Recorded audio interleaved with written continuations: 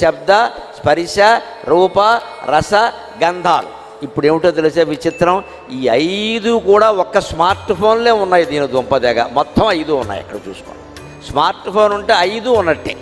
శబ్దం ఉందిగా మన ప్రాణం తినడానికి, స్పర్శ టచ్ ఫోన్, టచ్, దాంతో మనకి పిచ్చెక్కిపోయింది ఇక్కడ.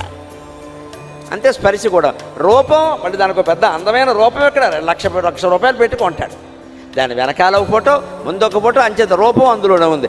రసం, అది రుచి మరిగిన వాడు ఇంకా దేన్ని వదిలిపెడు, దాన్నే చూస్తూ ఉంటాడు. అది రసం. స్మార్ట్ ఫోన్ రుచి మరిగిన వాడని మీరు గమనించండి. రాత్రి 11 కాదు 12 అయినా పడుకో. రోడ్డు దాటుతూ ఉన్నా సరే ఫోన్ చూడడమే, ఇంట్లో వాళ్ళు పిలుస్తున్నా సరే ఫోన్ చూడడమే. అంచేత రసం అంటే రుచి కదా, రుచి మరిగాడు బాగా.